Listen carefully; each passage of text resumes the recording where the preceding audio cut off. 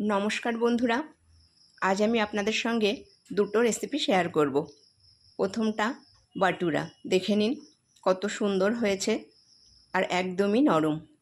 আর ভিতরটা দেখুন কতটা সুন্দর। মাত্র দুটো আঙুল দিয়েই খুব সহজে এটা আপনারা ছিঁড়তে পারবেন। আর এটা এরকমই নরমই থাকবে দীর্ঘক্ষণ। আর এখানে বানিয়েছি টক মিষ্টি কাবলি ছোলা, ঘরোয়া মশলা দিয়ে এটা আমি বানিয়েছি। এবার দেখে নিন এই দুরকম রেসিপি আমি কিভাবে বানিয়েছি।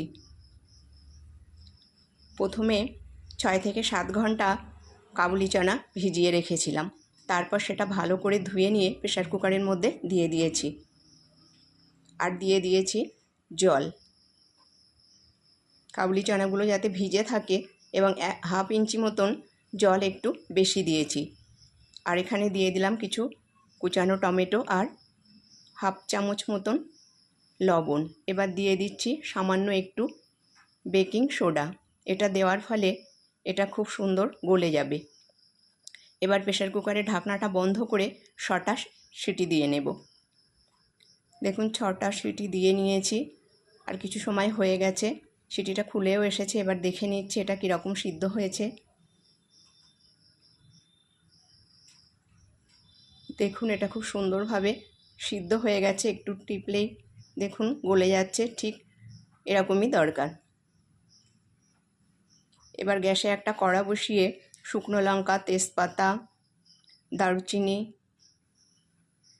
গোটা ধনে, দুটো ছোট এলাচ দিয়ে দিলাম। এবার দিয়ে দিলাম লবঙ্গ আর কয়েকটা গোলমরিচ।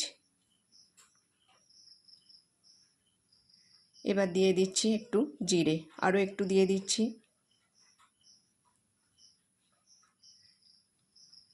এবার দিয়ে দিচ্ছি একটা বড় এলাচ। এলাচটা একটু টুকরো করে দিয়ে দিলাম। এবার এগুলো প্রথমে একটু হালকা করে ভেজে নেব। তারপর এর মধ্যে দিয়ে দিচ্ছি জয়িত্রী। জয়িত্রীটা একটু টুকরো করে দিয়ে দিচ্ছি এর মধ্যে। দিয়ে এগুলো একটু হালকা করে ভেজে নামিয়ে নিয়ে তারপর এটা মিক্সিং জারে গুঁড়ো করে নেব।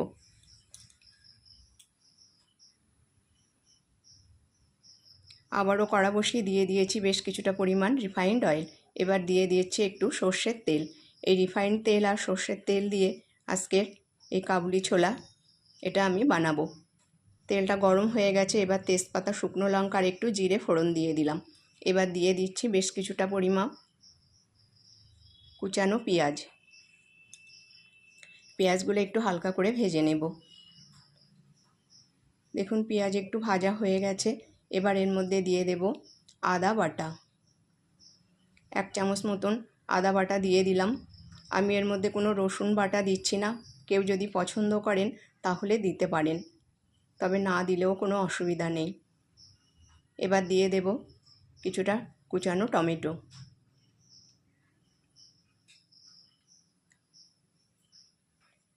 দিয়ে আবারও বেশ কিছু সময় ধরে মশলাটা একটু কষিয়ে নেব। দেখুন মশলাটা অনেকটা কষানো হয়ে গেছে আর টমেটোগুলো বেশ গলে গেছে। এবার এর মধ্যে দিয়ে দিচ্ছি পরিমাণ মতন লবণ আর স্বাদ মতন লবণ আর পরিমাপ মতন হলুদ। এবার দিয়ে দিচ্ছি একটু লাল লঙ্কার গুঁড়ো।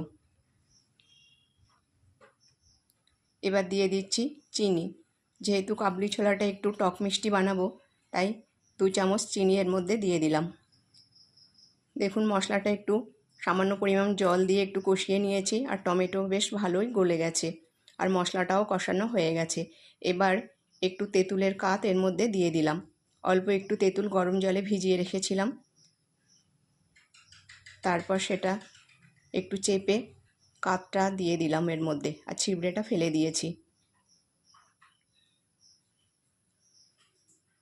এবার এর মধ্যে দিয়ে দিচ্ছি সিদ্ধ করে রাখা কাবুলি ছোলা। আমি ছোলা থেকে জলটা আলাদা করে নিয়েছি, জলটা পরে দিয়ে দেব। বেশ কিছু সময় ধরে এর মধ্যে এভাবে কষিয়ে নেব এই ছোলাটা। দেখুন এটা কষানো হয়ে গেছে। এবার এর মধ্যে দিয়ে দিচ্ছি জল। সিদ্ধ করে রাখা ছোলার জলটা দিয়ে দিলাম। দিয়ে একটু ভালোভাবে এভাবে মিশিয়ে নেব।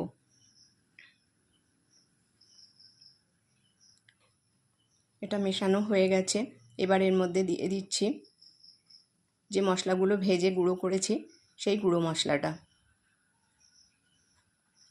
মশলাটা দিয়ে আবারও বেশ কিছু সময় এটা ভালোভাবে মিশিয়ে নেব। নিয়ে এবার এটাকে ঢেকে দেব। ঢেকে দিয়ে মিনিট 3-4 ফুটিয়ে নেব।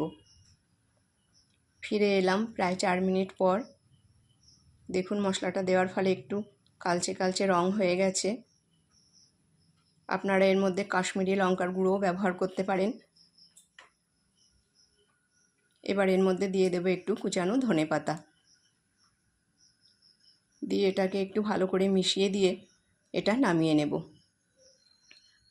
আর এটাকে ঠিক এরকম অবস্থাতেই নামিয়ে নেব, তা না হলে ঠান্ডা হয়ে গেলে এটা বসে যাবে। গ্যাসের ফ্লেমটা বন্ধ করে দিয়েছি। আর এখানে দেখুন আমি ময়দা মেখে রেখেছি।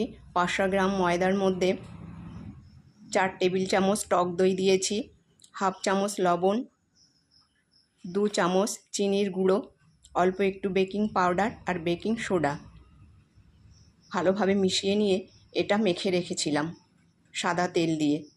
বেশ কিছু সময় ধরে এটাকে চটকে মেখে এটা 1.5 ঘন্টা মতন ঢেকে রেখে দিয়েছিলাম। আর এটা 1.5 ঘন্টায় বেশ ফুলে গেছে। তারপর এটাকে খুব সুন্দর করে একটু মেখে নিয়ে এর থেকে বড় বড় লেচি করে নেব। লেচি করে নিয়ে লেচিগুলো গোল করে নেব। ঠিক একই রকমভাবে সব লেচিগুলো করে নেব। বাটুরাগুলো সাধারণত একটু বড়ই হয়, তাই আমি এখানে বড় করেই করছি। এবার একটা ব্যালেন্স চাকিতে একটু তেল লাগিয়ে নিয়েছি। আর ওইদিকে গ্যাসে কড়া বসিয়ে সাদা তেল গরম করতে দিয়েছি। দেখুন বাটুরাটা খুব সুন্দর করে বেলে নিচ্ছি। আর এই বাটুরাটা মাখবার সময় মানে ময়দার ডোটা যখন মাখবো তখন যেন খুব বেশি শক্তও না হয়, আবার যেন একেবারে নরমও না হয়। একটু নরম ভাব রেখে এটা মেখে নিতে হবে। দেখুন এটা বেলা হয়ে গেছে। এবার এটা ভেজে নেব। তেলটা গরম হয়ে গেছে।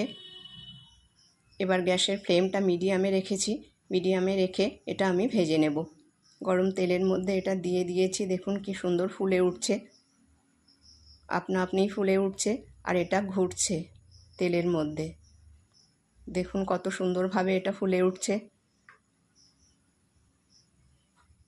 এবার এই পিঠটা উল্টে দেব। দেখুন বন্ধুরা একটা পিঠ ভাজা হয়ে গেছে। আপনারা যদি একটু ডিপ ফ্রাই করতে চান তাহলে আরও একটু ভেজে নিতে পারেন। দেখুন 2 পিঠই আমি ভেজে নিয়েছি। এবার এটা উঠিয়ে নেব। আমার আজকের এই 2 রকম রেসিপি যদি আপনাদের ভালো লেগে থাকে তাহলে লাইক, শেয়ার এবং চ্যানেলটাকে সাবস্ক্রাইব করে পাশে থাকবেন। ধন্যবাদ।